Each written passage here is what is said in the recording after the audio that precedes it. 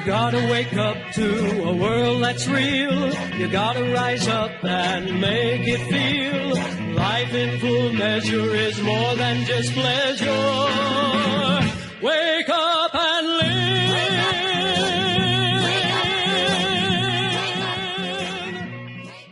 Hello and welcome.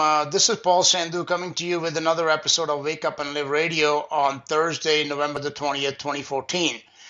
I have a new guest on the line today, Mr. David McGowan, joining me appropriately enough from La La Land. Appropriate because of the topic which we'll be discussing today, which is the truly dark and some would say satanic history of the rock and roll and hippie movements. Since LA, not San Francisco, is the true birthplace of modern rock music and the hippie culture, it is appropriate that a resident of this city of angels, mostly angels of darkness, I would think, would be the one to expose the truth about this time and place that most people believe was a time of great brotherly love and peace. David graduated from UCLA with a degree in psychology and has since 1990 run a small business in the greater Los Angeles area. David's books include Weird Scenes Inside the Canyon, with the subheading Laurel Canyon, Covert Ops, and the Dark Heart of the Hippie Dream. His other books are Programmed to Kill, The Politics of Serial Murder, and Understanding the F Word, American Fascism and the Politics of Illusion. His first book was Derailing Democracy, which is a book that I read around 2003, but it was not until today that I realized that it had been written by David. So without further ado, hello and welcome, Dave. Hello, Dave. Hey, how you doing? Okay. All right. Can you hear me clearly? I can. During your intro, you dropped out at one point for a few seconds. I'm not sure why, but other than that, it seems a good connection. Okay. Yeah. Okay. That's good. There was a little bit of a pause between me saying hello, Dave, and before you responded. So I thought maybe there's some kind of connection problem. But you sound clear, so that's good. So Dave, since you're new on this program, maybe we can begin by I'm kind of curious to know, how does a guy with a degree in psychology become a journalist and author? What led you down the rabbit holes, very dark ones I might add, that have so radically altered your view of our world? I guess the short answer to that would be that at some point I saw a void that I thought needed to be filled. I've always questioned.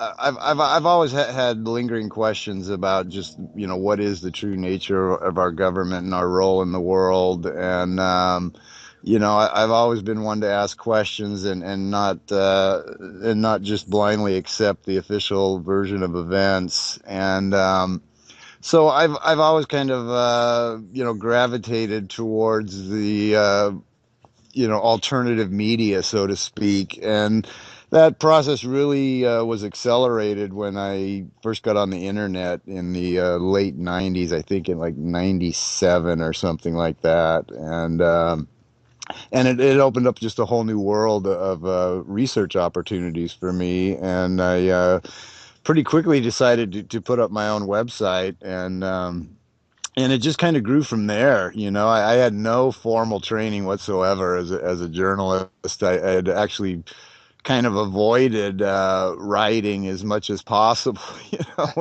In my college career, I tended to gravitate towards classes that didn't require a lot of writing. So a lot of people were probably surprised when I decided that I was going to become a writer, and I wasn't really very good at it at first, and I will readily acknowledge that. And I've kind of learned on the just learned from my own mistakes basically, and just sort of developed. My first website went up, and after a couple of years, I got an offer from a publisher. Unsolicited. They came to me and asked me if I'd be interested in turning the material on my site into a book, and at that point, I wasn't doing a lot of original writing. I was just sort of, just taking it, just sort of congregating other people's work, into one place where people could find it. So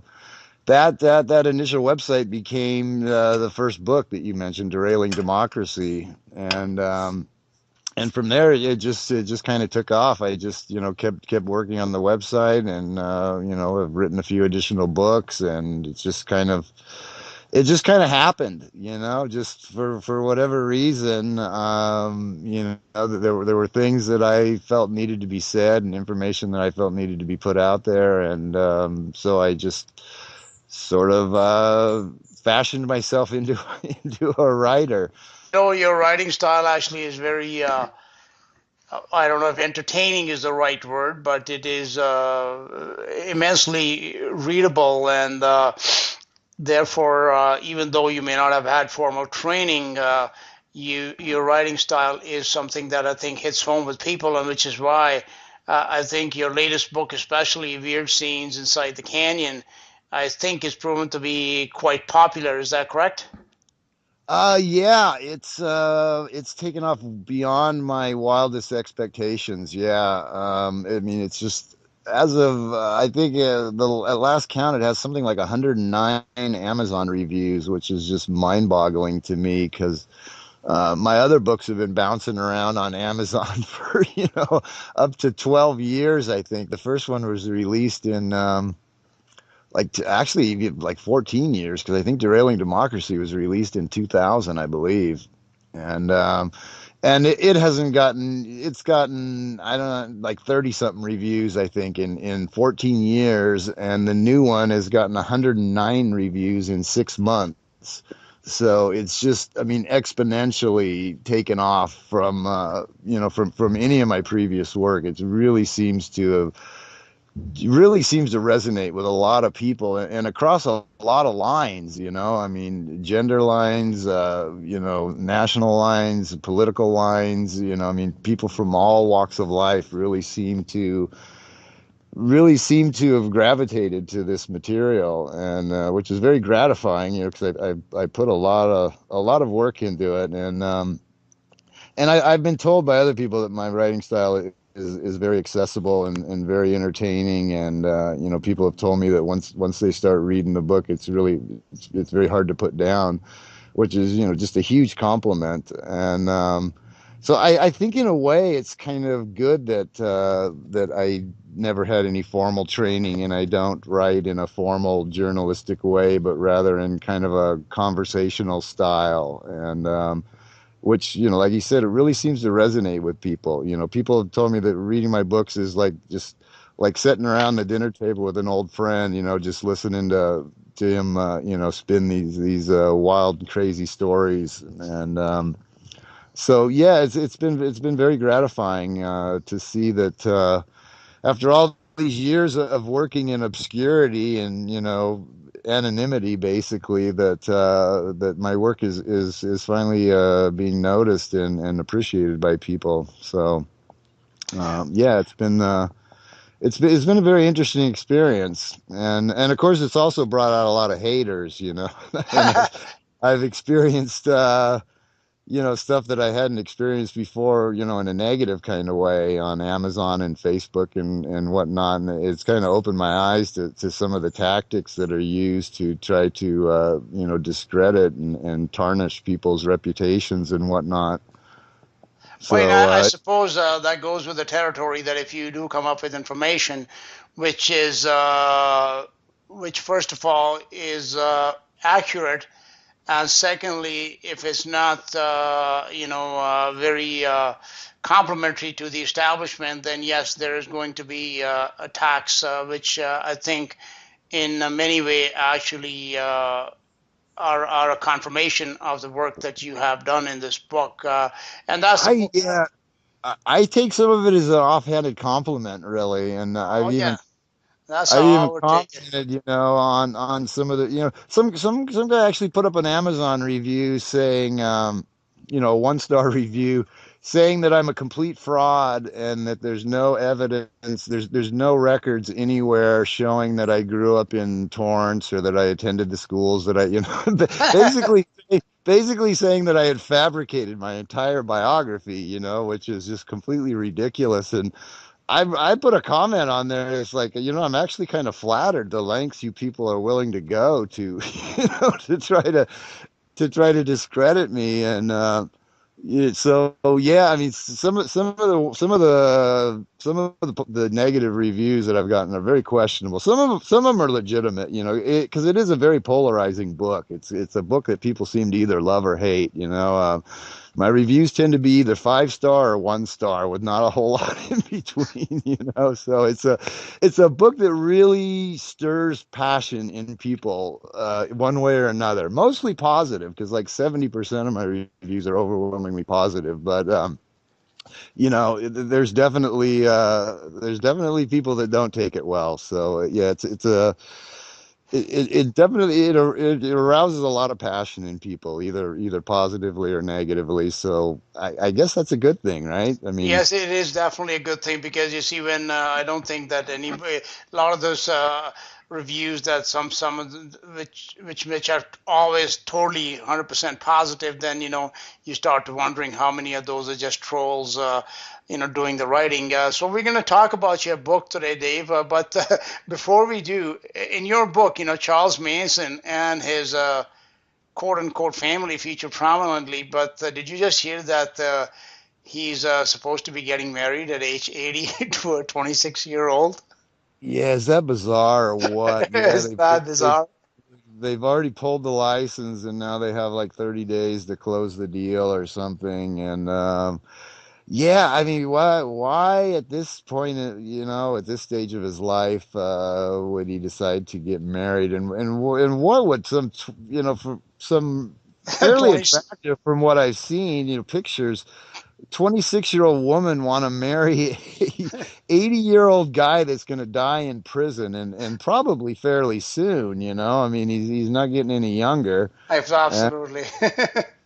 It's uh, bizarre only in it is California. bizarre. I mean, I posted something about that on my book's Facebook page, and one of the responses I got, which kind of makes sense to me, is that he's possibly looking for sort of an executor, because he knows the end is coming soon, fairly soon. I mean, the fact that he lived to the age of 80 in confinement is pretty impressive already. So it's possible that he wants someone that To tell his that he story, which trusts to sort of oversee his legacy and the disposition of his property or whatever, and make sure that he gets a decent burial, or I don't know.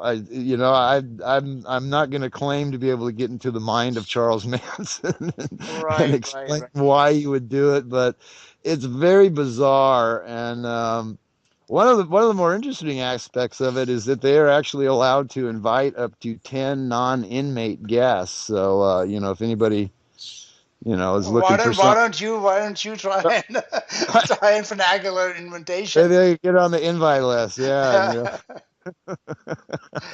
I Well, would probably do it. I mean, how many opportunities like that are going to come along? It could be a yeah. very interesting event. I have, yeah, By the way, yeah. Dave, I heard some guy say this. Okay, this is kind of getting a little bit, because we do want to get into your book. I heard this story. Some guy claimed this, and I don't recall the exact reasons why he gave so, but he said that this whole Manson killing may actually have been a hoax. It was a staged operation for whatever reasons. I don't recall exactly, but I said, and at this point in my life, I'm ready to not dismiss anything at all, and that it was something that I had never heard before, because it is taken so much for granted as being a fact. But this is also something I've learned, that things that we generally take for granted, a lot of times they did not go down as they are reported. So that's just something in your research you may want one day to perhaps explore that possibility. I've been getting hit up a lot lately for the last several months on Facebook and by email by people sending me links to that it's by a guy named Miles Mathis, I believe is his name, and Okay. it's fairly new theory, I believe. I don't think it's been up very long. At least I haven't been aware of it for very long. But for several months now, I've been getting a lot of people referring me to that article and commenting on it. And I haven't actually had. It's pretty long. It's like 80 pages long or something. It's like an 80-page PDF. And I haven't really had time to do much more than just skim through it at this point, so I can't really comment on it. Well, the It is a possibility of it, considering like in your research, you know that there was this giant, most sophisticated movie studio on Laurel Canyon. So I mean, they Yeah, definitely correct. had the means to stage it so well that it could be, almost real, seem to be real. So that is a possibility that could have been done. Why? Who knows? Who knows all of these things. So, anyways, that's something I just Yeah, wanted to throw out there. It's not really relevant to the whole discussion here. yeah. I don't know what to make of it at this point. I mean, there's no doubt in my mind that events are being staged now. Boston just reeked of staging, and Sandy Hook and the Woolwich or whatever incident in the Oh yeah, yeah, UK. total, There's been total, there's been total. Yeah, there's been even quite a even few this lately. latest one with this guy getting beheaded. Oh, it's like okay, all right, yeah, sure. Yeah. But now they're saying that this guy's basically saying, "Hey, this isn't anything new. This started like 50 years ago," Yeah, which yeah, is, yeah. which would be a huge game changer if true. So I don't know. I don't know until I have a chance to really thoroughly look into it. I don't know what to say about it at this point, but I am aware that that theory is now out there. So, yeah. Anyhow, like let's get back to this. You see, in my own case, a lot of information that has come my way in the past since I sort of going down this rabbit hole about 15 years ago or so, from researchers such as yourself about the real world is so surreal that sometimes I feel like Alice in Wonderland. And it didn't surprise me one bit that in your book you point out that there is in fact a street called Wonderland in Laurel Canyon, which is a very real place in LA that has shaped the culture of the latter half of the 20th century and into the present day. So, Dave, let's begin by discussing the title of your book and the place called Laurel Canyon. What is Laurel Canyon and why is it significant? Laurel Canyon is one of many canyons that cut through the Hollywood Hills that basically separate the the west side of LA from the San Fernando Valley. And they're all of the canyons are nowadays are very upscale housing. And but back in the 60s, it was not as developed as it is today. And Laurel Canyon in particular became this sort of this huge really was the beginnings of the whole 60s youth counterculture and music movement, which is which is just only fairly recently being brought to light. Um, there's So been, it wasn't like Haight Ashbury in San Francisco?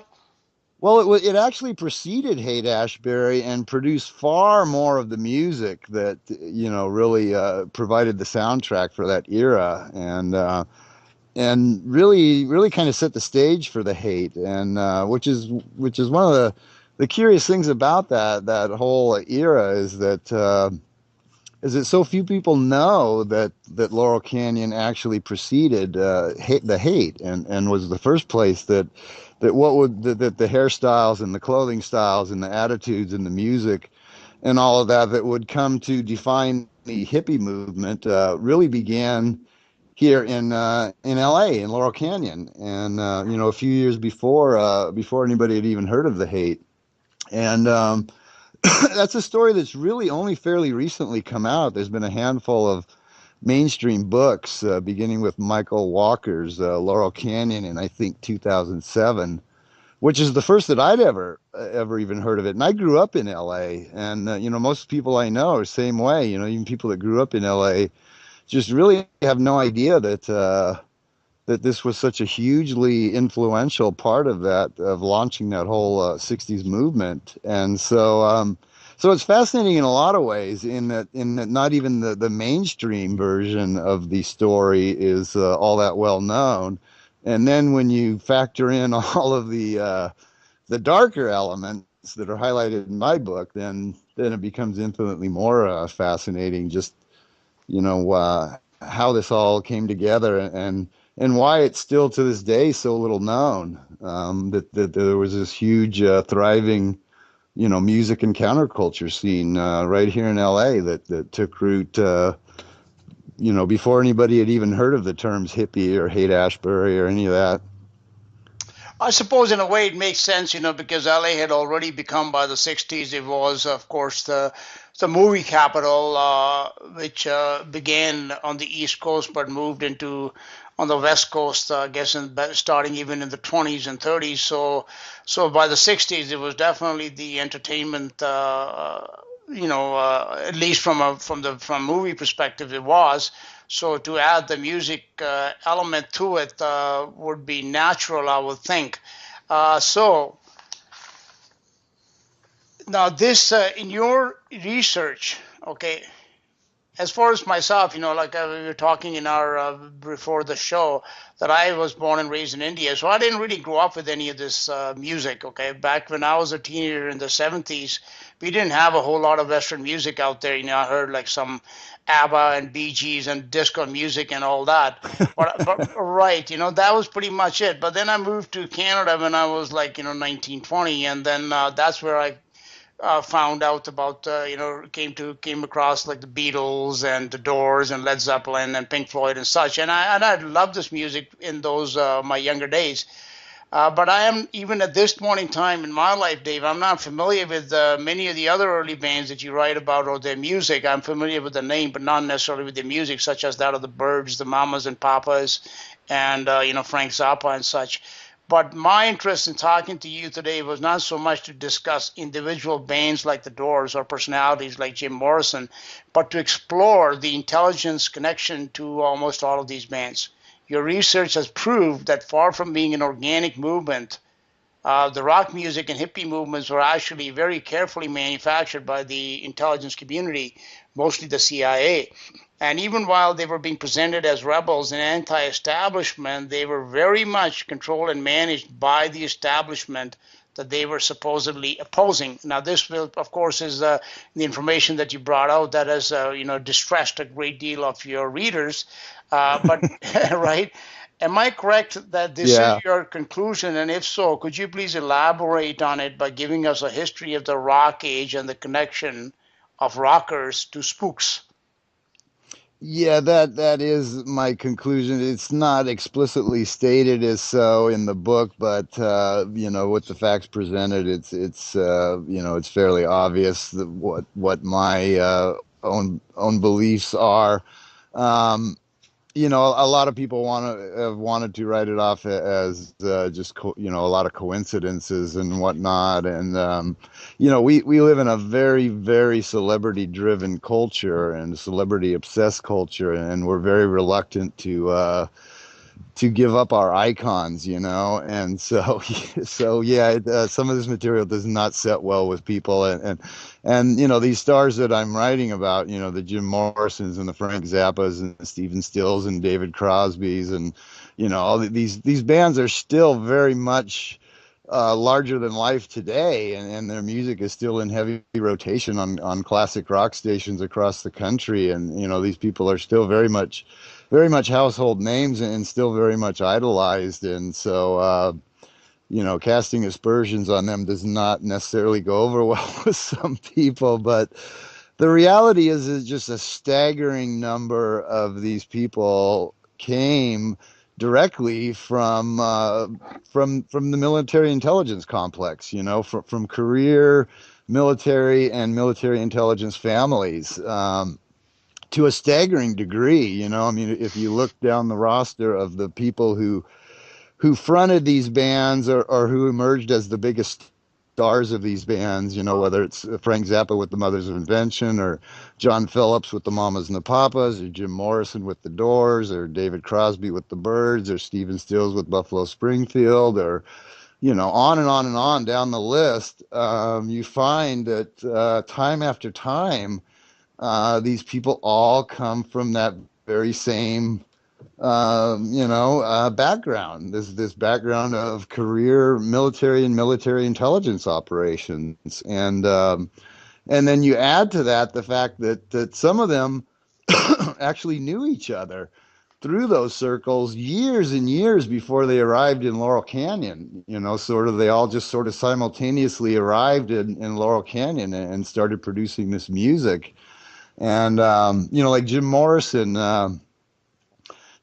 went to the same naval kindergarten with Frank Zappa's future wife, who was then Gail Sloatman. They knew each other through naval officer circles and attended the same naval kindergarten together. And then some 20 years later, they simultaneously show up in Laurel Canyon. He is this larger than life rock star, and she is the wife of another larger than life rock star, Frank Zappa, who happens to be, another son of. So I mean, the connections and the web is just it's mind-boggling. How many of these people come from this background, and how many of them actually had prior connections before they just happened to arrive in Laurel Canyon. And then you add to that the fact that there was actually a covert military facility in operation right there in Laurel Canyon, so you have all of these sons and daughters of the covert community, so to speak, many of them with previous connections, and all huddled around this covert military intelligence facility. And that just happens to be how and where the whole music and hippie scene was born. And that, that's a lot of coincidences to try to write off, and so this covert facility that you're talking about, so you're saying that there was actually, it was right in Laurel Canyon that they had this whatever, it's a CIA station or whatever it was right there? Yeah, right there, right on Wonderland Park Avenue, just off Wonderland Boulevard, right in the heart of Laurel Canyon. It was hidden in the woods of Laurel Canyon was this covert facility that functioned at least in part as a film studio. And no one really knows beyond that what else could have been going on there. The existence of the place wasn't even known until fairly recently. That was one of the things that amazed me when I started researching this book, is that I couldn't really find any references to this place. Even in the conspiracy literature, you can find references to other, covert facilities, Area 51 or Weather Mountain or, whatever it is. But there was seemingly no awareness, even in the conspiracy community, that this facility had even existed at all. Which was pretty strange, that they could have kept that under wraps. And but I suppose that's how the covert world works. That the things that are really covert, nobody will really know about them. And the ones that people know about, they are not really covert. Yeah, and then I discovered that the one of the guiding lights and founders of the Rand Corporation also was living in, bopping around Laurel Canyon at that time. The future governor and lieutenant governor of the state, who's still our governor. Yeah, Jerry Brown. I heard he's going to run for president again.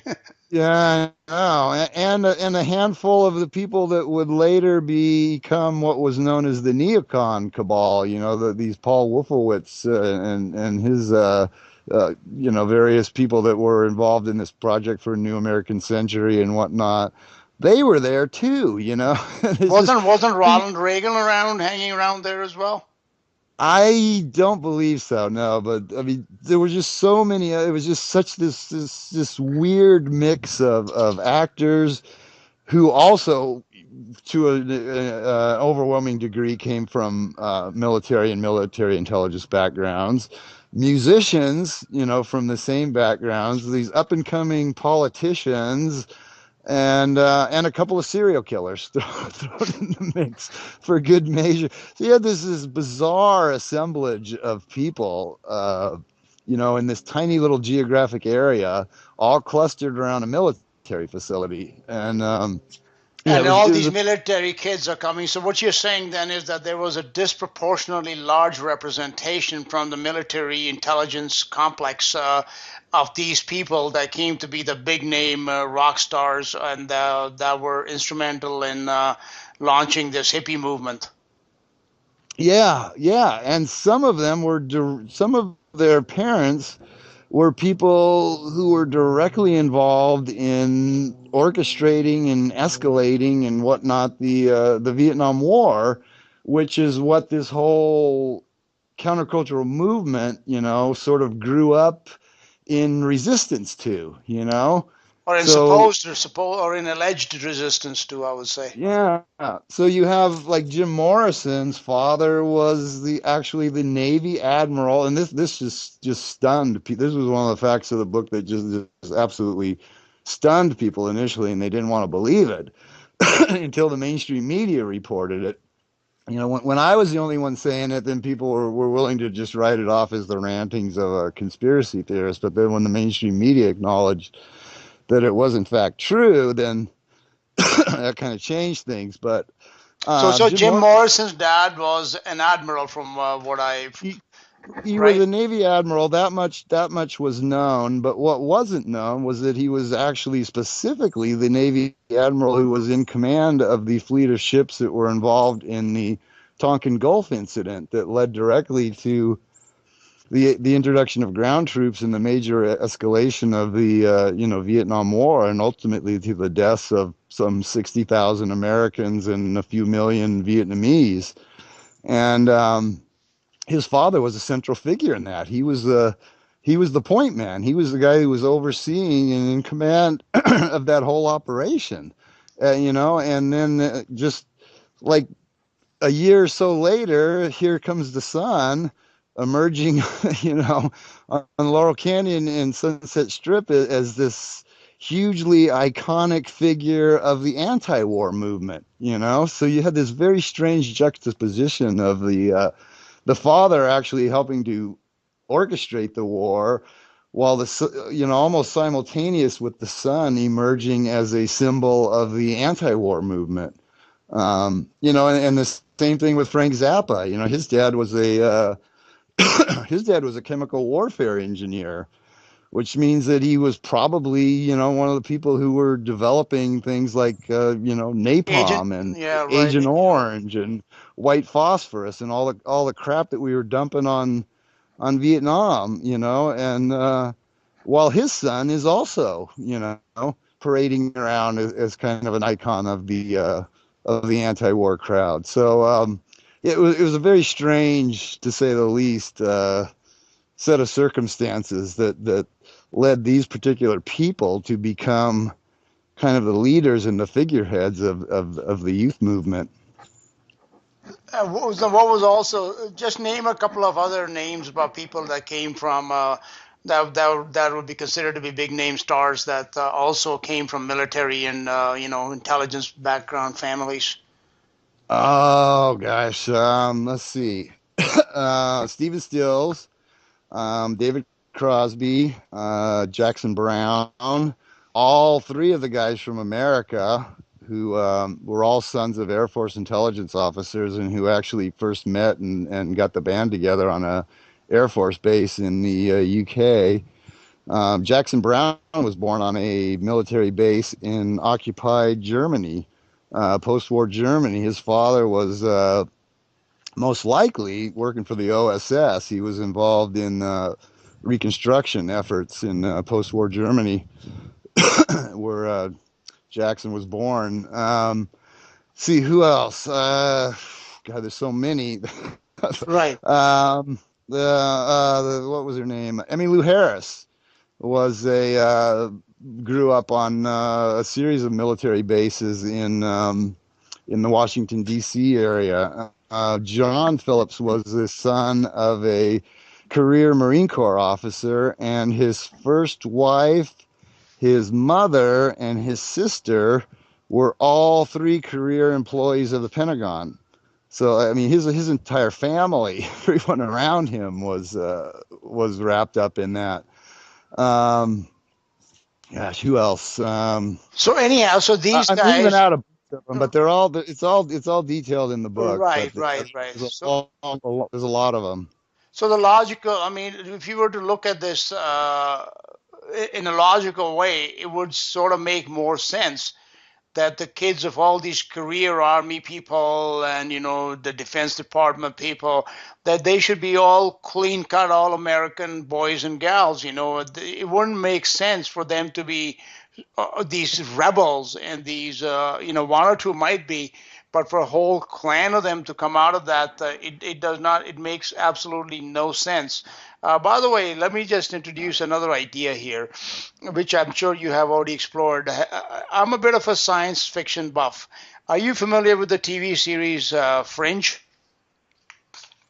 Um, Okay, well, let me tell you about that. Well, wasn't that made by the X-Files people or no, it's not. something? It's not the X. Maybe they have some involvement in it, but the reason I brought that up, because the premise in that show is that there was a group of kids, okay, that were given a powerful drug when very young. I believe around let's say 3 years of age and up through their preteen years, and then combined with psychological, possibly physical trauma, they were transformed into Manchurian candidates. This mind control, conditioning, and creation of alternate personalities, etc., took place on a military base in Jacksonville, Florida. This would seem to align with your research about a lot of these rock stars going to the same school on the military bases, naval bases, etc., and primarily in the DC area, which was, of course, the hotbed of MK Ultra and other mind control programs. And I would venture a guess that the story of the French TV show Kids is based on these real life super kids like Jim Morrison and John Phillips. So do you think that these kids they had some sort of more than just a normal upbringing as most of the American kids of that time were having? Yeah, I do. I believe that they were groomed for those roles from a pretty early age, actually. Yeah, I think they were specifically groomed to fill those roles, and I'm not saying that they weren't talented. I mean, that's one of the people ask me, well, are you saying that these people only got to the positions that they were in because of who they were and not because of talent? And no, I don't believe, I believe that many of these people were very talented. However, I also think that there were a whole lot of other kids in the country who were also very talented. And Maybe you got to even remember that. maybe even more talented. Yeah, I mean, this was the 1960s. Every kid in the country wanted to grow his hair out and pick up a guitar in front of a rock band. Right. And some of them had the chops to do it, and some of them didn't. But everybody had that dream, and it's very, very hard for me to believe that the only people who I mean, the question that I ask is was it only the sons and daughters of the military intelligence complex who had the musical chops to rise to the top of the heap, or were those just the ones who were promoted into that position? And to me, the answer is clearly the latter. And there's no doubt in my mind that there were plenty of other kids out there who were equally talented and motivated, and they just didn't get the shot that these other people did. Right. Even today, like when you look at even the music stars, so-called music stars, I was watching. I don't watch like TV and stuff as a rule, but sometimes when you catch these things, and I happened to see this program with Beyonce, and it seemed like it was so plastic and it was so unreal to me, and I'm going, man, is this what people consider talent? It doesn't seem I right. know, I know. It's I mean, as controlled as I believe the music scene was in those days, there was talent, and the music that was created, still survives and has resonance for people today. And I just think that the star making machine has been refined now to such a point that talent is really kind of secondary at best. If you have a marketable face and an image, they can auto tune you and make you a star, regardless of you know your overall your actual level of talent. And it's just amazing today that these people can just come out of nowhere and just like overnight have, like, 100 million YouTube hits and 16 million Facebook followers, and just receive this international attention and recognition that's just wildly out of proportion to their actual talent. And it's very hard for me to believe that 50 years from now people will know or care or listen to Justin Bieber or Ariana Grande, or whoever the flavor of the month is right now. I just don't see that music having the staying power of what was produced in the 60s. So yeah, I think talent is not all that important anymore. It's more about who you are and if you can be managed, and if so, they can make you a star. Oh yeah, yeah. Even in movies, guys like George Clooney, who was very much connected to the intelligence community, and also like Jennifer Lawrence, like these people. You watch some of their work and you go, man, what? This is supposed to be this. These guys are supposed to be winning Oscars because they got such great talent. No, they don't. They have connections. That's how they get where they are. So now in this, going back to Laurel Canyon. So what in the 1960s? What, this was in the mid 60s that all of a sudden this whole gang started congregating in this one small area, and out of that came some of the most iconic and big name bands out of the 1960s. Is that correct? That is correct. Just a dizzying array. Yeah, it began about 1964. The first album released was by the Byrds, Mr. Tambourine Man, which I believe was 64. And that really that lit the fuse. That pretty much sparked the whole folk rock revolution. And within just an amazingly short time, the canyon was just filled with these people who would become these, just huge, larger than life stars. The Doors, the Byrds, the Buffalo Springfield, Mamas and the Papas, the Turtles, Arthur Lee and Love, Three Dog Night, the Beach Boys, a whole slew of singer-songwriters like James Taylor and Carole King and Judy Sill and Judy Collins and Joni Mitchell and Jackson Brown, and then you had the sort of second wave of country rockers with like the Eagles and Linda Ronstadt and Crosby, Stills and Nash, and just an amazing array of band. I'm leaving out like half of them because there's just so many that it's I can never remember them all, but just a mind-boggling array of singer-songwriters, bands, solo acts, just mind-boggling how much talent and it produced some of the biggest, to what are today still some of the biggest albums, best-selling albums of all time, like Crosby, Stills and Nash, the Eagles, Hotel California, or, Fleetwood Mac's Rumors, just huge. I mean, it just Right.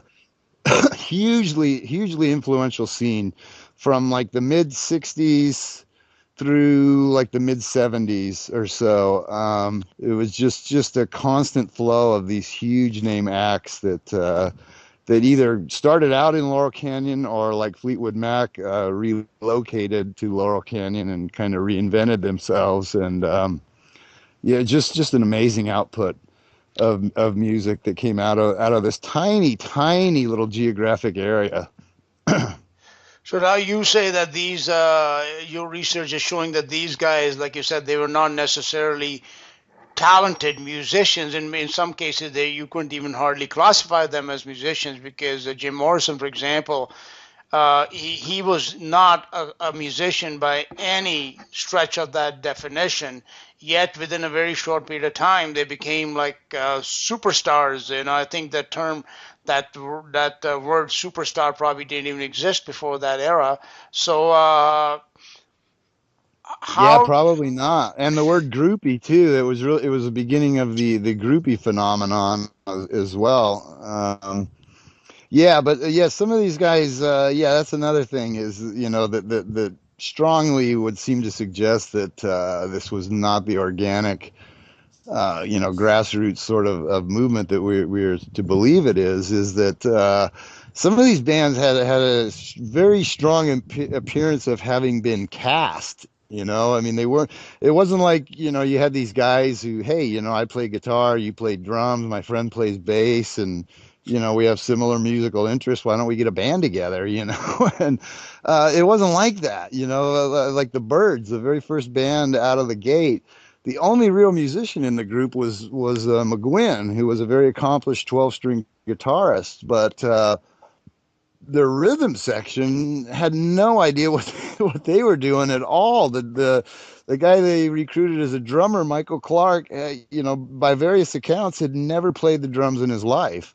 And their bass player, Chris Hillman, was recruited from a bluegrass band where he was a mandolin player. He'd never played the electric bass guitar in his life, and these were the guys that they decided to throw together as the world's first folk rock band, and so it was a very inorganic process when you really break it down. I mean, yeah, these people, they didn't even play their own instruments on their first few albums. They had to have studio musicians come in and sub for them.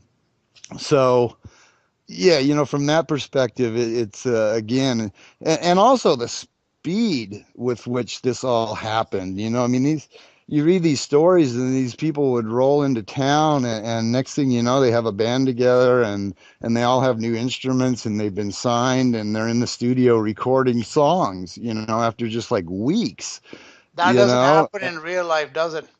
yeah. I mean, when you think of an organic grassroots movement, you think of struggling artists, spending years in the trenches, trying to get exposure and, maybe getting on college radio now and then if they're really lucky. And, if they keep at it for long enough, they might eventually break into the mainstream. But this wasn't like that at all. These people were coming into town and within weeks signing with major record labels, even in cases where they didn't really have the musical chops initially, So and then even like what you're saying, David, is like in a normal course of events, like even to get national airplay, like in a band which has just come together, they would not necessarily have national distribution. They wouldn't be on the radio all across the country and soon across the world in that short period of time, unless they had established themselves and released a couple of albums that had climbed up the charts, etc. That would be the normal course of events. But it seems like these guys, like you're saying, they were signed right away. They have these big record labels are signing them, and their albums are just being played. Who started like all this radio play and everything for them, even in LA when they were unknown? yeah, well, yeah. I mean, that's another thing is that all the entities that were promoting and putting these people on the map were these huge corporate behemoths like Capitol Records and Columbia Records. These people, they weren't signing to like little indie labels, and then working their way up to try to catch the attention of the majors. They were being signed right off the bat to these major record labels and being, having their music played on corporate radio stations and being promoted in major, major circulation newspapers and magazines and on TV and all this stuff. And, you got to ask yourself if these people were really such a thorn in the side to the powers that be, if these people were truly, rocking the boat, why did they seem to have the backing of all these different avenues of corporate America? Why didn't they have to, work their way up the ladder, as you would expect they would, and struggle to get that kind of exposure. But instead, they just had it handed to them on a silver platter. So it seems like it was some kind of, well, at least a social experiment, and maybe even some kind of social cultural operation to basically change the whole face of America. Yeah, that's what it seems like to me. Yeah, and particularly the anti-war movement. I think they wanted to tarnish the anti-war movement as much as possible, and transfer it away from colleges and college professors and college students, which is where it began. The anti-war movement, and nowadays everyone. To most people, the hippies and the anti-war, anti-Vietnam War movement are pretty much synonymous, but it didn't actually start out that way. There was actually already a pretty well established anti-war movement that was centered on college campuses by very respectable, clean-cut college professors, and they're equally clean-cut, respectable collegiate students. And I believe that that this was really a deliberate effort to put a far more unappealing face on the anti-war movement. And the hippies for like mainstream America, Bible Belt America or whatever. I mean, these people might as well have been from Mars, with these crazy hairstyles and this music they were listening to, and preaching the virtues of drug use and free love, and inventing a whole new lingo and all this jargon. And I mean, they had just this completely foreign look and sound and attitudes, and I mean, it couldn't have been more engineered to to turn off most mainstream Americans. I mean, to me, I grew up kind of idolizing the hippies. I viewed them in a very, very positive way, and but I don't think that's really true of most rank and file Americans, especially back in that era. I think that was quite a shock to their sensibilities when this whole thing happened. And so yeah, I think it was absolutely an effort to marginalize and control the opposition movement, and not just the anti. I mean, there were all kinds of thriving social movements in the 60s, civil rights and women's liberation, and the Black empowerment, Black Panther movement, and elderly rights. And it was a time when a lot of people were clamoring for social change. And all of that kind of got eclipsed and subsumed by the hippies and the flower children, and that became the face that to this day everyone associates with all of the movement for social change in the 60s. They became the face of all of that. But in reality, especially in regards to these guys that you write about, Jim Morrison, John Phillips, and such, if you were to really study their life, they were anything but socially conscious. They were actually very hedonistic in their lifestyles, were they not?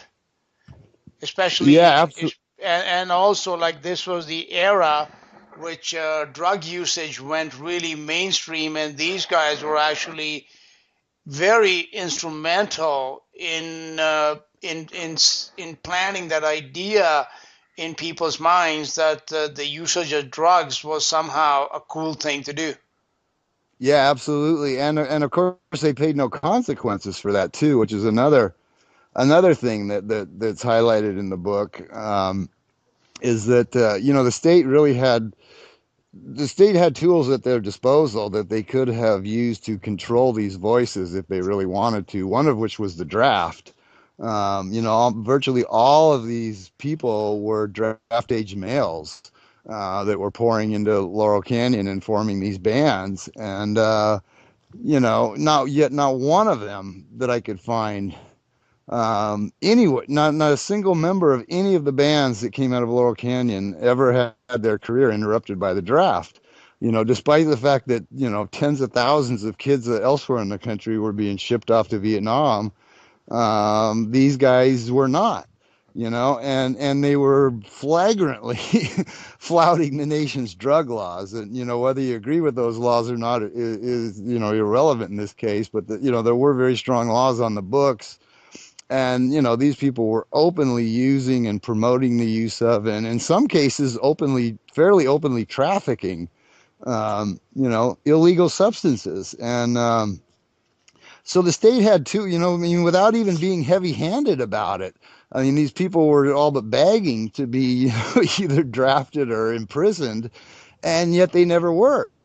Well, So again, there's other way of looking at it, Dave, is that we know I mean, it's been made quite obvious in recent times that one of the jobs that the CIA, for example, does is the importation and distribution of drugs.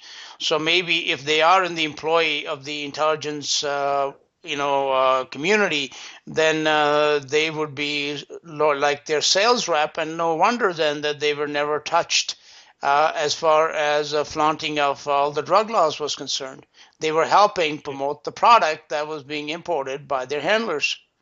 Oh, absolutely. Yeah, the government does not want to stop the drug trade, not by any stretch of the imagination. Number one, they make a whole lot of money off of it. And number two, a drugged population is easier to control than a non-drug population. I mean, that's the reality. Despite what people think that, these drugs in the 60s opened their mind and liberated them and whatnot. I don't know that that's necessarily true. So yeah, absolutely. The government is perfectly happy to allow the drugs to flow. They have multiple reasons for wanting that. Right, right. So, being they were almost all coming from a military background, you will think that at least some of them would have had the urge to go and enlist and go defend their country, which was at war. But but that was not the case. They were living a very high life, no pun intended here, but they seem to be living it up. And now all this business with the flower power and peace, love, and rock and roll, that also is a myth, because the degree of violence associated with this Laurel Canyon and these bands, it's almost unprecedented, because a lot of the bands, these guys themselves met an untimely death, but there was also a lot of murder and mayhem that has accompanied them since the very beginning. Wasn't that the case, Dave? Yeah, absolutely. I mean, there's just a staggering amount of violence providing the backdrop of this scene that was supposed to be all about, peace, love, and understanding, and love your brother, and all of that. And yet, it's just there's just an amazing amount of blood that flowed out of that canyon. The book goes into quite a bit of detail on just a mind-boggling number of deaths of people who either died in Laurel Canyon or who died under very suspicious circumstances elsewhere, who were very closely connected to that scene. And I mean, two of the, most obviously, two of the cities, what are generally regarded as the two bloodiest mass murder scenes in LA's very bloody history.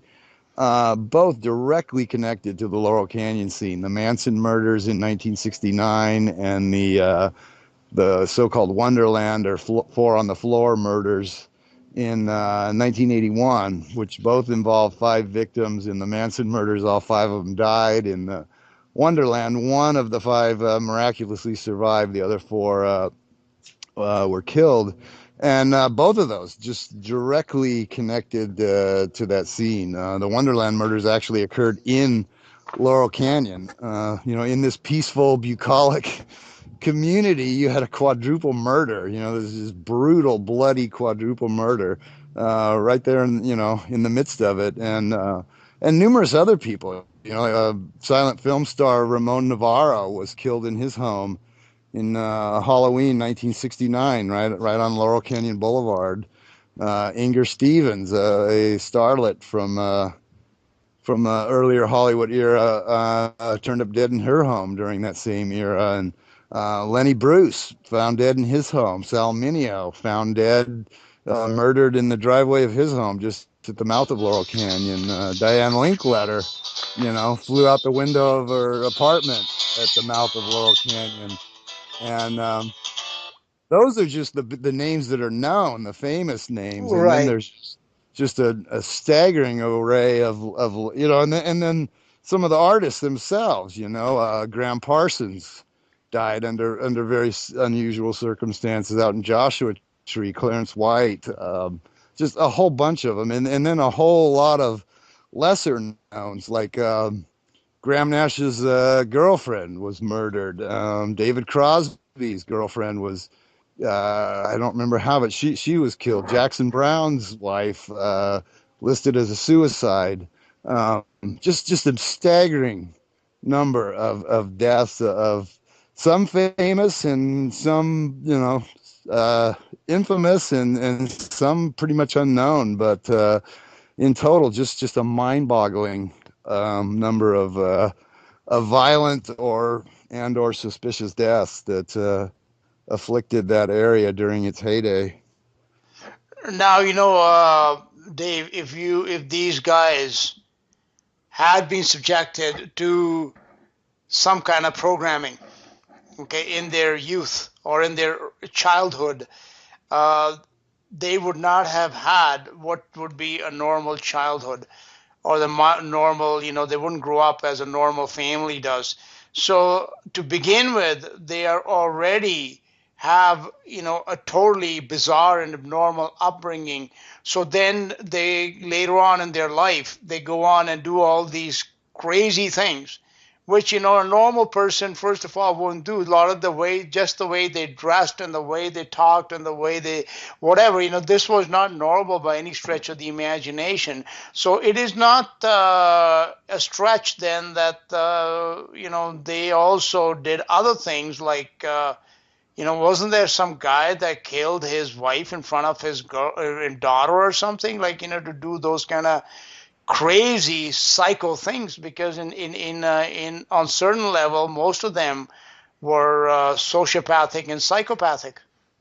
Yeah, that was Spade Cooley, who was actually a precursor to the Laurel Canyon scene. He was a guy that a lot of the Laurel Canyon people admired and cited as sort of an influence on the whole country rock movement that kind of grew up there.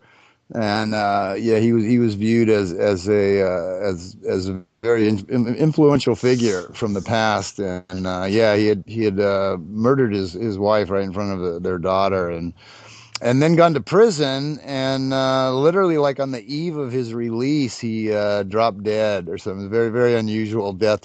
He was let out to like do a concert or something, and then he was supposed to be permanently released like just like days later or something, and he dropped dead before he got out. And then there was also one of the big name LA DJs who was influential in launching a lot of these bands and first getting them on the air and getting them airplay and getting them exposure. He also went to prison for murdering his wife. So yeah, I mean these people that were supposed to be all about peace, love, and understanding tended to have a little bit of a violent streak, and some of them were known to carry guns. I mean these were supposed to be the figureheads of the hippie movement, all about peace and love and understanding, and yet you had guys like David Crosby and Gene Clark and John Phillips and various other people acknowledging that they routinely carried guns, and why are these people carrying guns around in Laurel Canyon, and in this bucolic hippie commune, So there's a lot of things that suggest that these people were not necessarily who we were supposed to perceive them as being, and yeah, there was a lot of violence lurking in the just behind the scenes. So now it seems like, like that this was definitely it was almost like a Hollywood production in creating these bands, and in a sense it was. And let's talk a little bit about the club scene, which really helped bring these guys into the limelight, and the help that these bands had from absolutely non-music sources such as the Freaks that really help make these guys into megastars and superstars. So how did talk about that scene that really made these guys into much bigger than they should have been if based on their natural talent? Yeah, there was the so-called Young Turks and the Freaks were hugely influential because when these bands first started spilling out of the canyon, nobody had ever heard of them, and this music was pretty new to most people's ears, and you know this no, nobody knew these bands or who they were or were familiar with this music or anything, and the clubs that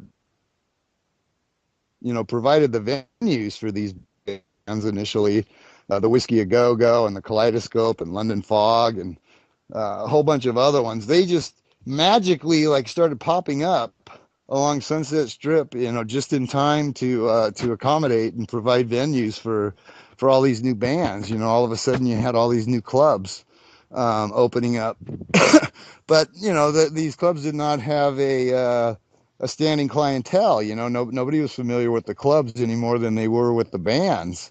So what really started drawing the people in was number one, the Young Turks. You had people like Warren Beatty and Bruce Dern and Peter and Jane Fonda and Sharon Tate and all these people from that crowd, Dennis Hopper and Sal Mineo and all these people that were kind of associated with what was known as the Young Turks, these hot up and coming Hollywood stars and starlets, and they would regularly attend the clubs, and that was highly publicized, in the local press, that if you went out to these clubs, you could literally rub shoulders with these people who were destined to become these huge Hollywood stars. And so that was a major draw. And the other draw was what were known as the Freaks, this troupe of dancers led by this guy Vito Pelikas, who are credited from a variety of sources as being the very first hippies, the people that really pioneered the whole hippie look and mentality and whatnot, the clothing styles and whatnot, and they would regularly go out to these clubs and put on these wild, insane dance performances that nobody had ever seen anything like that. Nobody had ever seen people dressed like this or wearing their hair like this or moving like that, and it was just a huge spectacle. And so much so that the club owners would let these people in for free because they drew such a crowd. And there are quotes in the book from people, even band members and people like Gail Zappa, even acknowledging that the draw initially was not the bands and was not the music. It was the chance to see this huge spectacle taking place on the dance floor and to possibly rub shoulders with these idolized movie stars. And so, both of those things were very, very heavily promoted. That if you went out to the clubs, that's what you would see, and that served a couple of purposes. Number one was getting people into these clubs to build an audience for these bands, and also, and this is also acknowledged, by the people who are on the scene, also distracting attention away from the fact that a lot of these bands weren't really all that good live. In the studio, they could have studio musicians cover for them, but on stage, they had to play it themselves. And so the music coming from the stage did not necessarily sound like what people were hearing on the radio. And so, having these distractions was a huge benefit to the bands to draw attention away from the stage and onto the dance floor. So, they kind of wanted people to be paying more and more attention to all the distractions than to the actual music. So it served two purposes. So those two groups were were hugely influential. And again, both of those groups have very curious connections. You know, the Young Turks come from the very same background as the musicians. You know, Dennis Hopper's dad was OSS, and Bruce Dern's grandfather, I think it was like Skull and Bones, and his godparents were like sitting First Lady Eleanor Roosevelt and presidential candidate Adlai Stevenson. I mean, it's just very, very deep political connections that these people had, just as the rock stars themselves did. And the Pelikas crew, he was actually related by marriage to the Rockefeller clan of all people. I mean, this is the last name that you would associate with the birth of the hippies, right? Is Rockefeller. And yet here you have this guy who is cited by various people as being the country's first hippie. And yeah, he has he was related to the Rockefellers. So again, you know, you have the people who were really helping. Again, you see that the people who not only in the bands, but the people who helped to break and put these bands on the map. You see these same kind of connections just over and over again.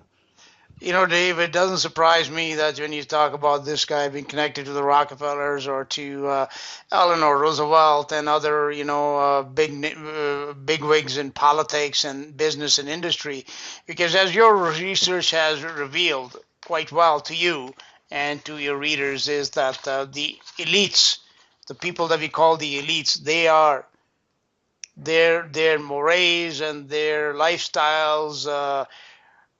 To describe them as depraved it would be to put it mildly, okay? And the kind of activities that they indulge in, such as pedophilia, and even worse, is quite well documented. So if they are financing this movement, then it is not surprising to me that the same sort of depravity and same sort of lack of morals, etc., is being displayed by their, let's say, proteges. So, and you're right, there had to be some kind of big financing behind this. Somebody had to be pulling the strings to bring in the Young Turks, for example, into these clubs. I mean, you don't just have a club owner with a small new club, and he just can't call up the Hollywood A-list and have them show up at his club unless there is somebody with a little bit more pull that is involved, and that, according to your research, of course, is what we term. Yeah, it all seems way too coordinated. You know, the simultaneous arrival of all these artists, the simultaneous popping up of all of these clubs, and just all the sordid connections that the club owners had and the promoters had and the managers and the artists themselves. And I mean, it's very hard to find someone who doesn't have some kind of, taint attached to them in some way from, I mean, anybody that was influential, either up front as the artists or the people working behind the scenes to craft people's careers and promote them and get them on the map. You just find the same thing just over and over again. And, at some point it becomes difficult to write that all off as coincidence. Some people want to, they really want to believe that, their heroes were virtuous and, but, for me, at some point, the case just becomes overwhelming. Well, not only were they not virtuous, some of them were had some very, pedophilic or at least Lolita tendencies, like you write about this guy, John Phillips, for example, him and him abusing his own daughters. Actually, I did see an interview once with his daughter, Mackenzie Phillips, and she was talking about the time when right in John's presence, she was bedded by Mick Jagger, and she claimed she was 18 at that time, but it's more likely that she was covering up. And she said that my father was trying to stop Mick, but I would think that it was probably the other way around, where he was passing around to Mick Jagger, And Mick Jagger is another character which features in your story with the concert at Altamont. So these guys were not very nice people, in the type of activities that they were involved in.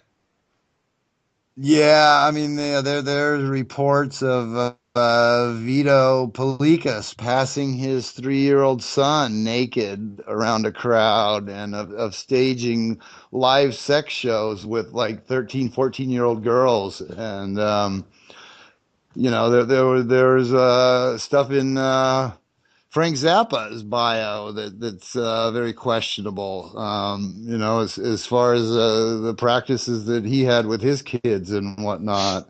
And and of course John Phillips, with McCann, and at least one of his other daughters has alluded to inappropriate acts by John Phillips as well. And yeah, there's a lot of allusions to that type of thing. And it's been around for a long time in political and entertainment circles. And it's starting to come out now to some extent. I don't really know where it's headed, but particularly in the UK of late, there seems to be a lot of new revelations coming out. And a lot of this stuff seems to be bubbling to the surface after all of these years. Whether it's going to ever go anywhere or not remains to be seen. But Why it never goes anywhere. Like for example, in the Catholic Church, the Vatican, the British royalty, the European royalty, like pedophilia cases and not just pedophilia, like in Belgium, all the big things the revelations that came, and nothing really gets done because these people are, the rich and the powerful. They control the police forces, and then of course a lot of those. Absolutely they do. They control the police, they control the courts, they control everything, and at best they'll toss out a few sacrificial lambs and then sweep the rest under the rug and carry on, as if nothing happened, which is what happened in Belgium. The government eventually had to give up toss a couple of breadcrumbs to the people, basically. But for the most part, the guilty parties always escape because they're just far too powerful. They control the political realm, the legal realm, the media. I mean, they're well protected. So but it doesn't mean that it's not happening. No. I agree. I agree with you. These revelations, of course, have come out a lot more in the past 30 years or so, I would say. But at the same time, not nearly enough happens or is done in this. By the way, that's an interesting segue into the connection, not just to the intelligence, but other branches of the intelligence community, such as this process church that you keep finding with these guys in the rock and roll and the rockers. And the process church, of course, was very much, or the thing called the process. They were, from what I believe, even in the DC time, they were once busted, some of them with some heavy duty child pornography and everything else. And again, nothing came out of that, but they have been very much involved in child trafficking and, pornography and such things. And there were connections with those type of groups, and even with Jim Jones for some of these guys, weren't there, in Laurel Canyon? Yeah, there was a lot of very shady connections, to say the least. Yeah, I mean, a lot of connections to I mean, it's amazing how many of these people were close to Manson, and how quickly they distanced themselves once the murders and the arrest came down. But prior to that, there was a number of people who had very close ties to Manson, and nothing but praise for him. I mean, there's quotes in the book is people just like praising him as this profound musical genius or something. And so Yeah, that was, the Process Church, the Manson family, the Church of Satan up in San Francisco, all kind of, spun a web through this scene. And yeah, there's just there's a lot of sordid connections. It's amazing how many things, how many of these different lines kind of converge there in Laurel Canyon. I've noted before that all roads seem to lead to Laurel Canyon because there's just it's just it's mind-boggling how many things can be connected to that scene. So then that was the you could say the headquarters of this new age that began in the mid 60s there, that would usher in this a new type of a musical scene in which these guys became larger than life. I guess we had Elvis Presley and maybe guys like Frank Sinatra, but they were not really on they were not on the same scale as these rock groups turned out to be. And what about the British Yeah, Invasion Boys? it's Yeah, go I ahead. haven't really looked at I haven't looked that much into them. People have asked me about that. Hey, are you going to do the same thing with the British invasion? I've always also gotten, hey, you should do the same thing with the Seattle grunge scene, and you should do the same thing with the punk and new wave movement, and all these other scenes, which I'm sure that there's just is equally interesting stories to be told. On all of those. Whether I'll be the one to tell them or not, it remains to be seen. There's only so many hours in the day, and lots of other stuff that I'm curious about. So whether I will continue on with in the same sort of vein, I don't know. But as of now, I don't really know a huge amount about the British invasion bands, other than the times when their paths crossed with Laurel Canyon crowd. John Lennon was kind of a regular around there for a while, and Mick Jagger and his band stayed there for a bit. During like the Altamont time and whatnot. So I've only looked into them in relation to how they interacted with how they what influence or whatever they had on the Laurel Canyon kind of thing. But in general, I don't know a whole lot about the British invasion bands. So now looking back in hindsight, Dave, do you think that this whole rock music scene, all through the 60s, 70s, 80s, and into the present day, has it been something that has been positive and beneficial for society and for people in general, or there is something that the negatives of it, outweigh whatever may be considered positive about it? I think the negatives definitely, and definitely more so, into modern times and getting progressively worse. And as we talked about before, the artists who are getting, just worldwide attention and astronomical sales these days, to me, they're just nowhere near on the same level of talent as some of the stars from bygone eras, and the symbolism and has just become so blatant and in your face, in the music videos and in the real high profile live performances now, like at the Super Bowl and the Grammy Awards and whatnot. So They've kind of become joking. you're referring to some kind of satanic symbolism. Oh yeah, the occult and Masonic symbolism is just all over the place. I mean, like the Grammy Awards and the Super Bowl halftime show seem to have become kind of like showcases now to throw that out there in people's faces. And yeah, it's really become blatant, and it seems to be more about pursuing an agenda and pushing the symbolism than actually producing listenable music these days. To my mind, anyway.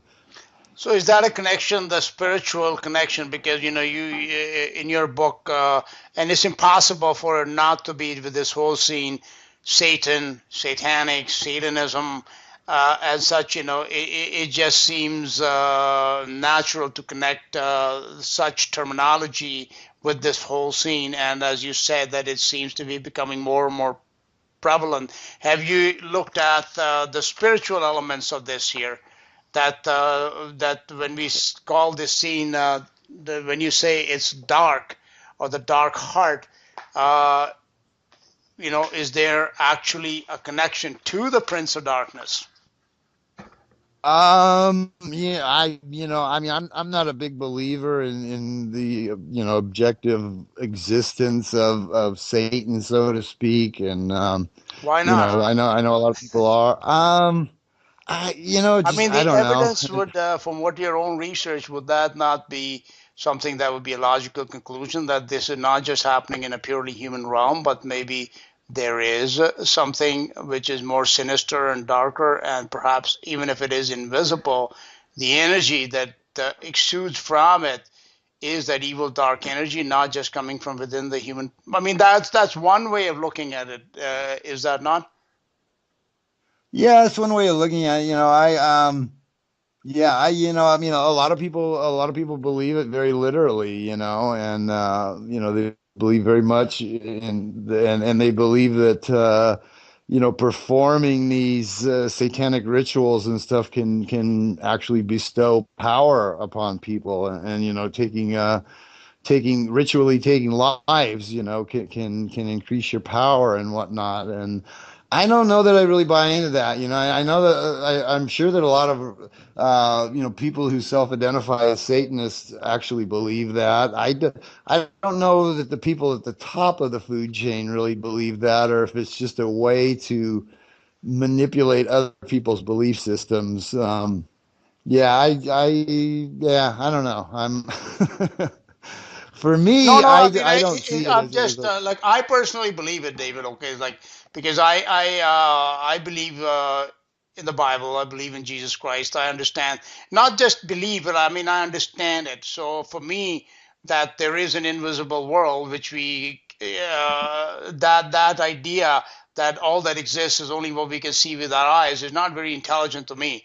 I mean, I can easily understand that there may be, and we have to allow for the possibility of something beyond, because we live in such a finite space, and we are surrounded by infinity. Anything is possible out there, and the explanation of the type of evil that that has been revealed by the research of people like yourself, it it doesn't make sense to me on a purely human realm. Okay, so that's why I do.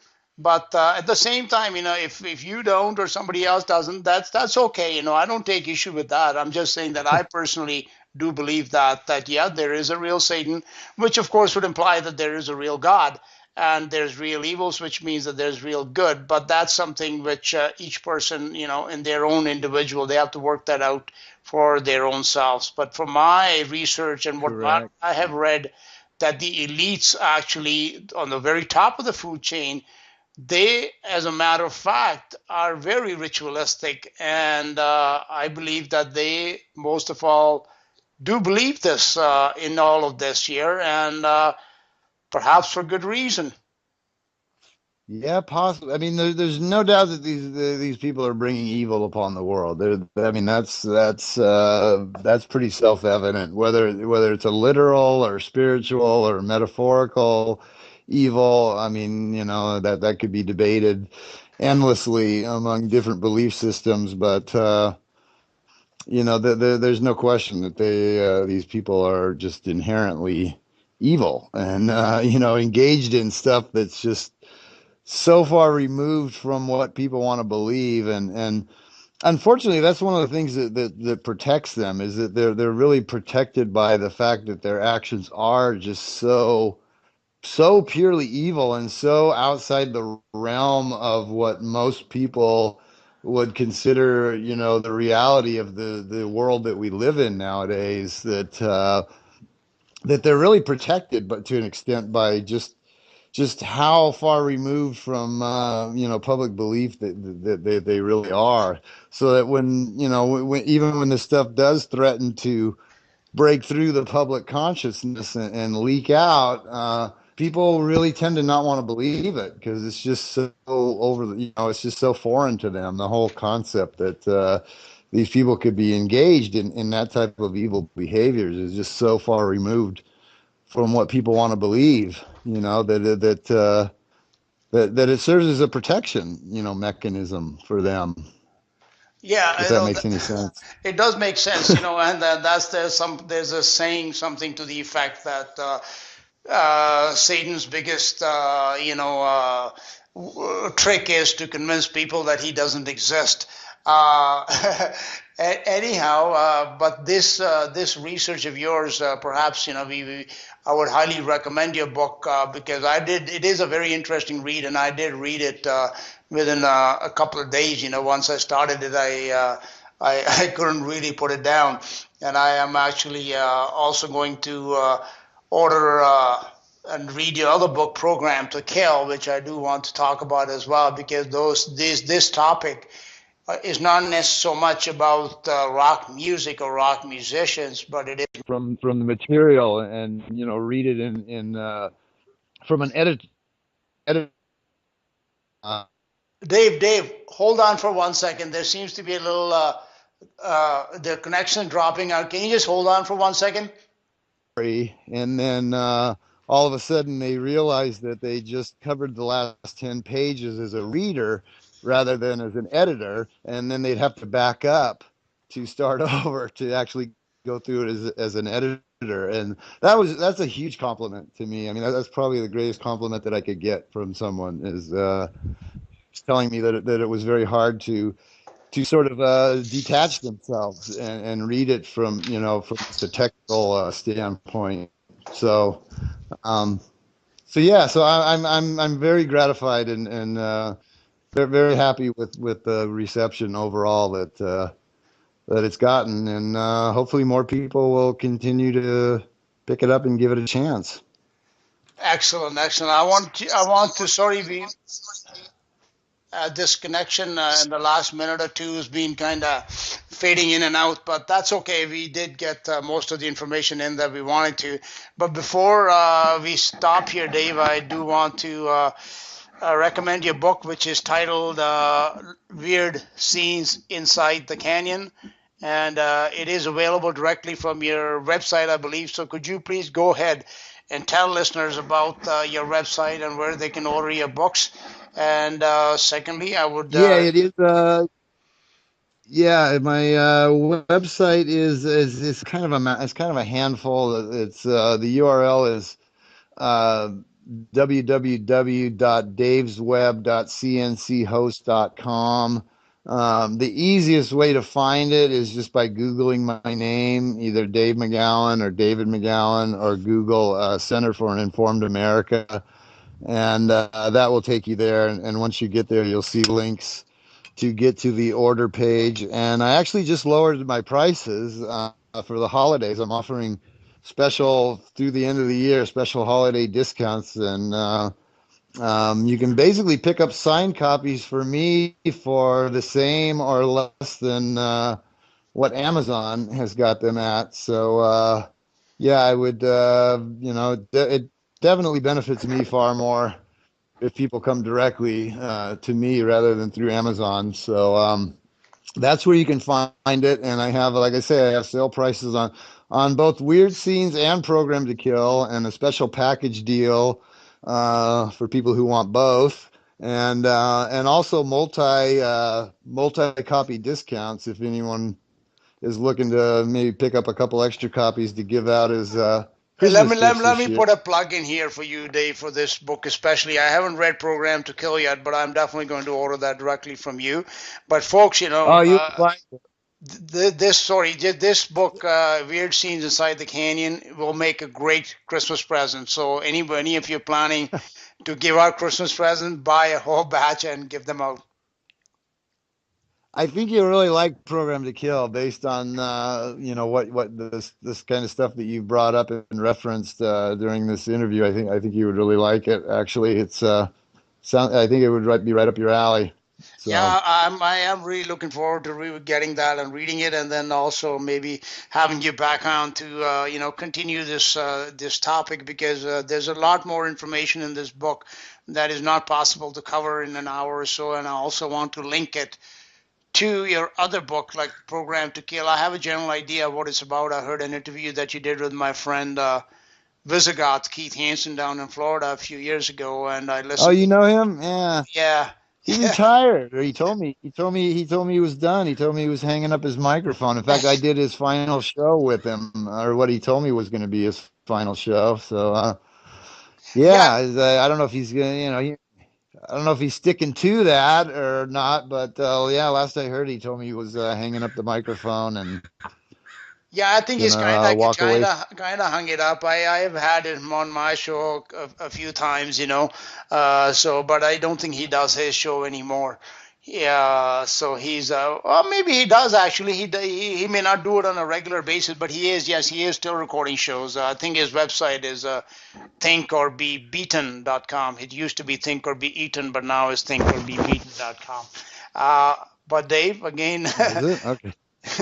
I'll put a link to your website in this program. Once I have it up, I'll send you the link, and I'll put a link to your website so listeners can access it directly from the YouTube video. Other than that, any closing remarks? Because we're kind of running out of time here. So until next time, what would you like to leave us with? Um, I don't know. I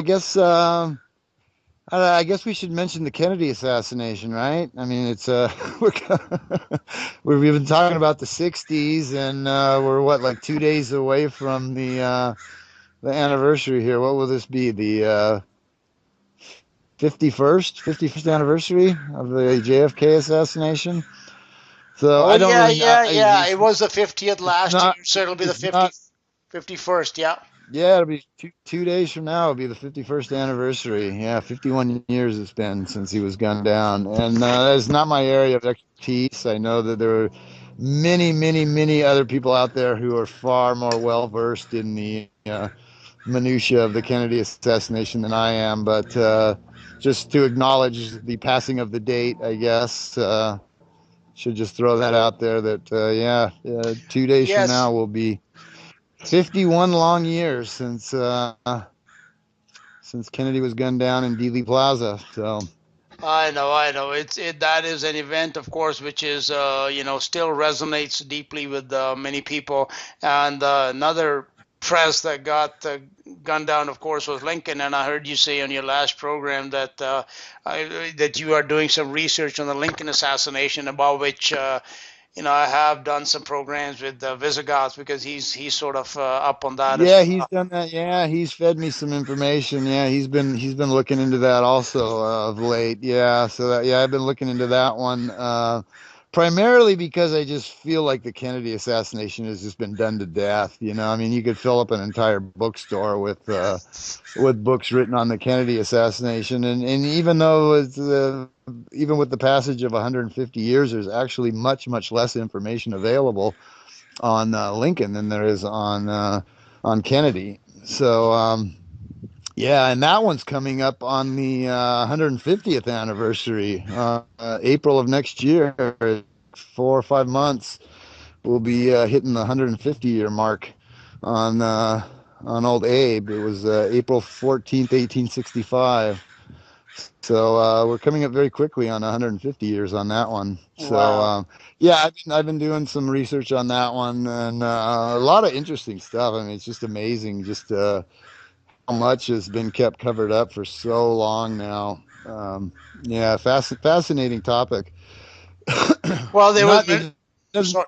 it hasn't captured people's imaginations nearly to the extent that Laurel Canyon did. Laurel Canyon resonates far more with people than Lincoln has, at least so far. But it's going to become much more high profile, I would think, with the 150-year anniversary coming up. There's going to be a lot more attention focused on old Abe.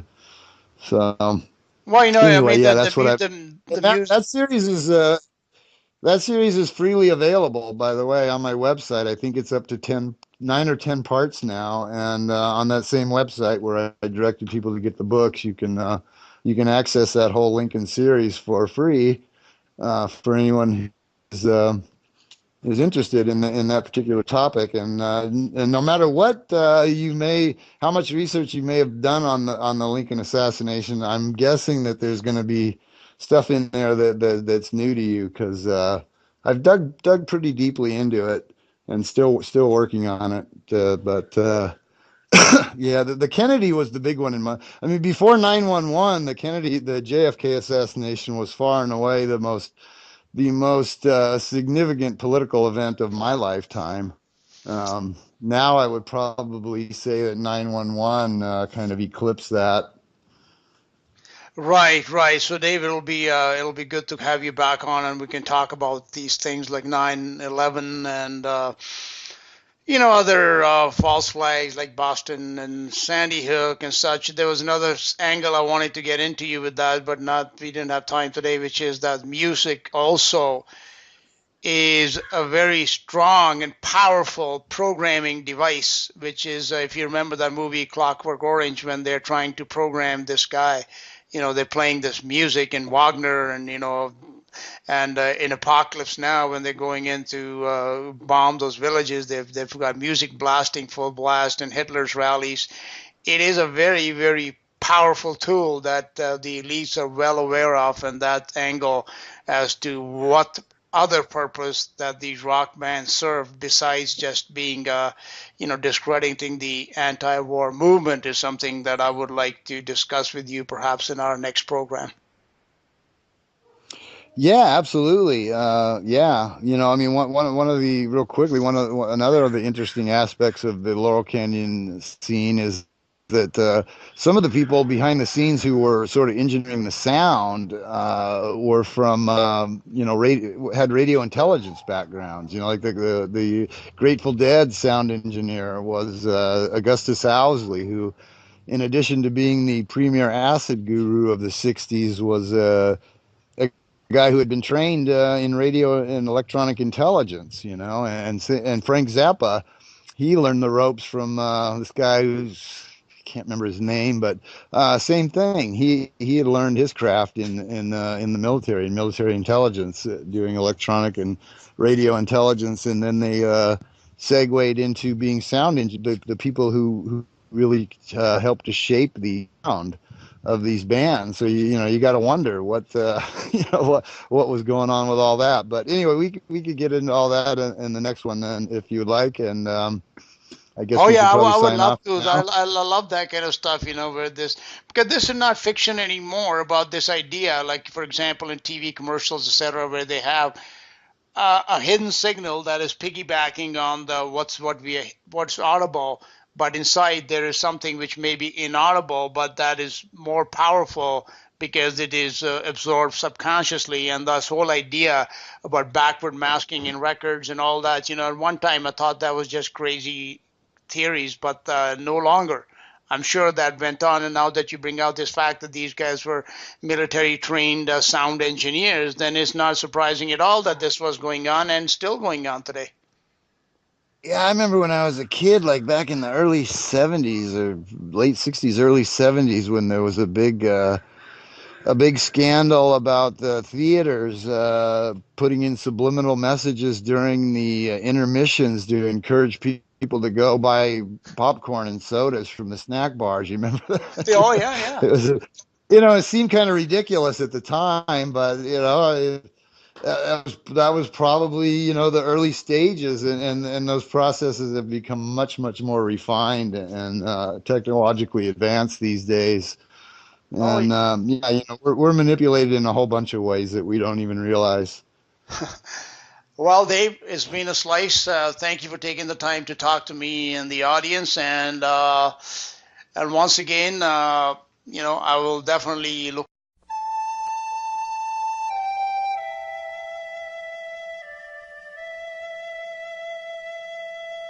There once was a man named Jesus who lived near Galilee. God sent him as his chosen son to set all mankind free.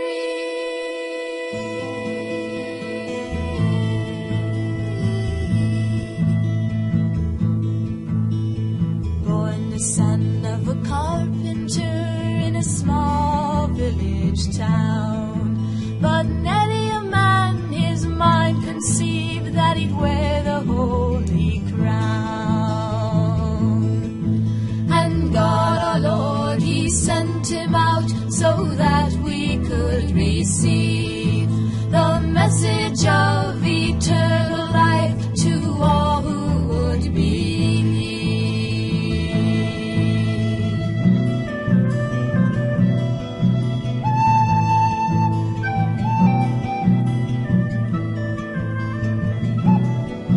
He gathered many followers from far off lands they came, and many a soul would be reborn through the power of Jesus' name.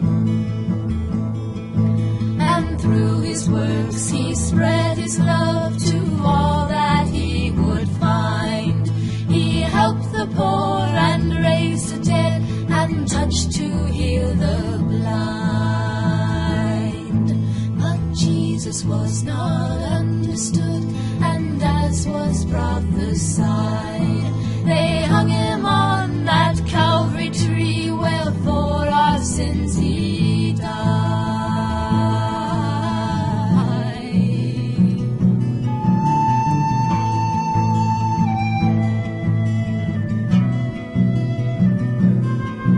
This King of Kings, his love so great we could not comprehend.